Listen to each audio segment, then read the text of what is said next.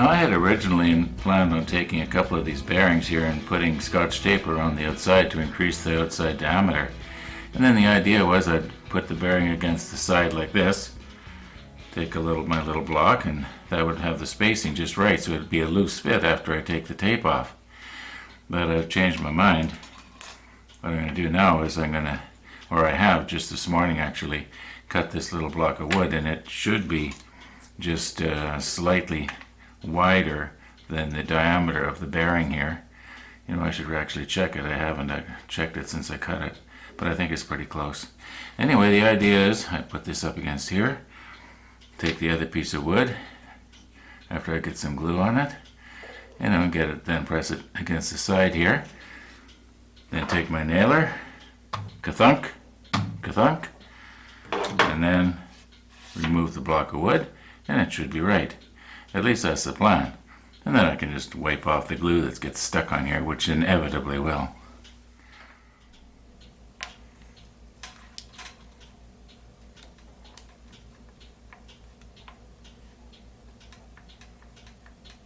Yeah, it's probably just less than a 1/16 of an inch.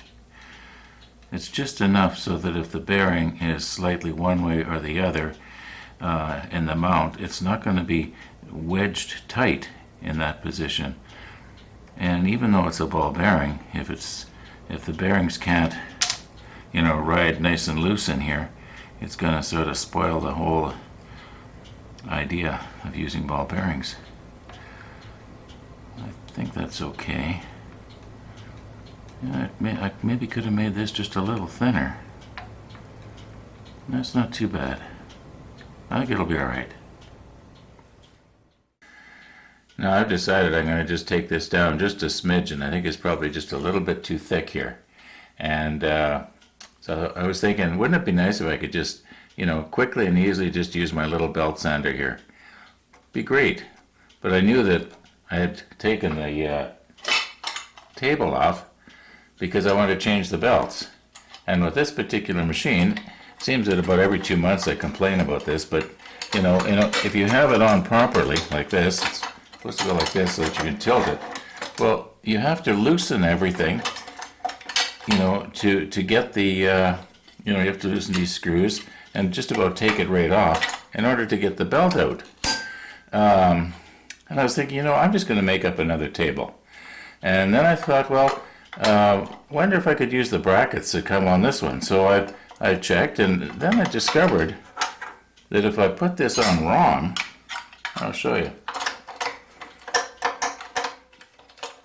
Now I know I'm not as agile as I used to be, and my hands are getting a little bit stiff, but I'm not faking it here. The motor on the other side is kind of in the road, and it makes it a little bit awkward to get the bolt in.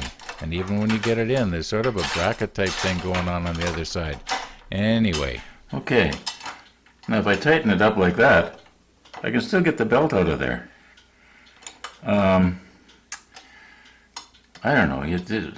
It just makes me so mad that they would design something like this that is so user unfriendly. What even makes me madder is I bought this thing. So I did a little grinding here, and the same on the other side, and a piece of scrap here.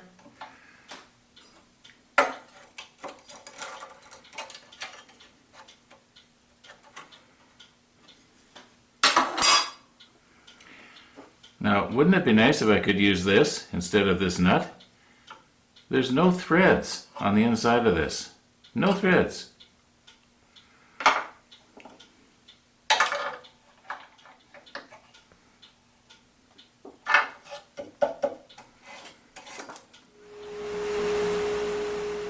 Now the bearing is 510 thousandths of an inch. It's sort of an oddball size. Maybe that's why I got them for free. I don't know. Anyway, the piece of wood is about 530. I want to bring it down to about 515.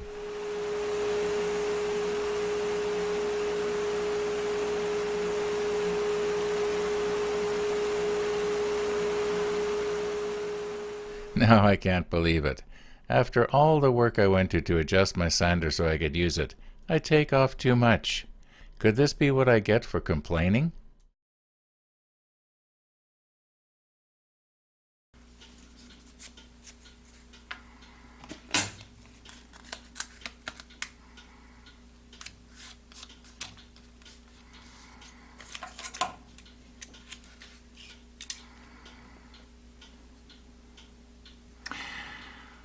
Getting there.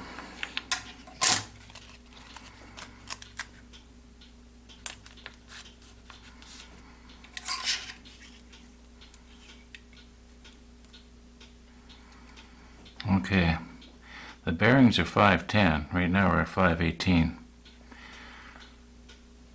I think that'll probably be okay. 513 at this end. Now this is just thousandths of an inch here.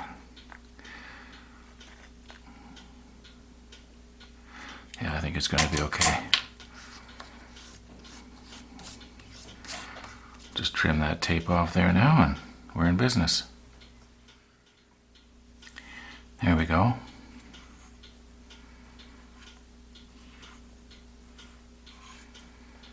Another silly mistake I hope nobody knows about.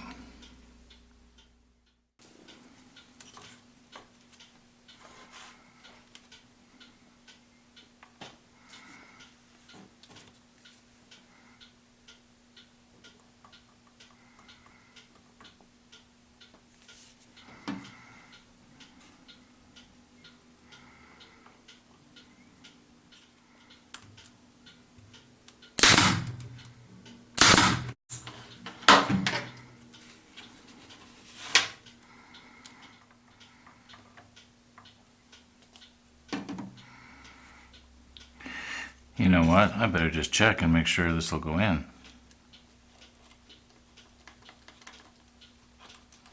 Yeah, I think it'll be okay.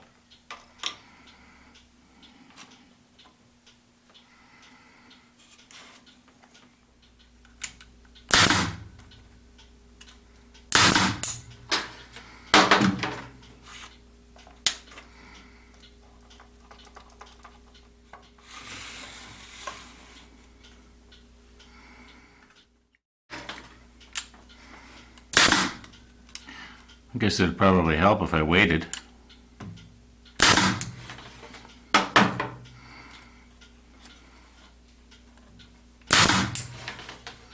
I'll pull this out later.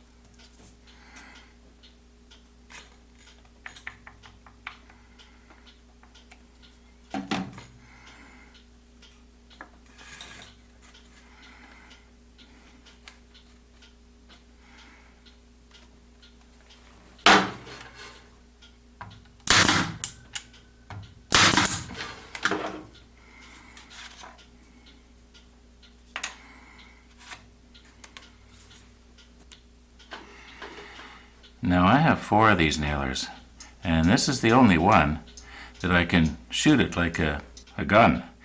In other words, the other 3 that I've got, in order to squeeze the trigger, you have to actually be pressing down on the nozzle here, or whatever you call it.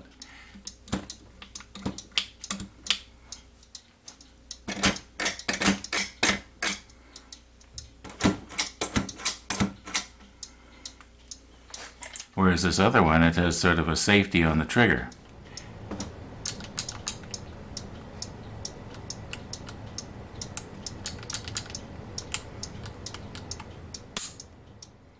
And as you can see, well, I squeezed the trigger too soon. And I have been pretty lucky. I've used them quite a bit lately. Well, I guess over the last few years, not maybe lately. But I haven't, driven one of these into my personage, if you know what I mean. Anyway, yeah, wipe off this excess glue now and see what we've got in the morning. Thanks for watching. Now just a few seconds more here. Yeah, when I was coming up to edit out these last few scenes, I looked out my front window, and this is what I saw. It's only the beginning of October, and I am not dreaming of a white Christmas.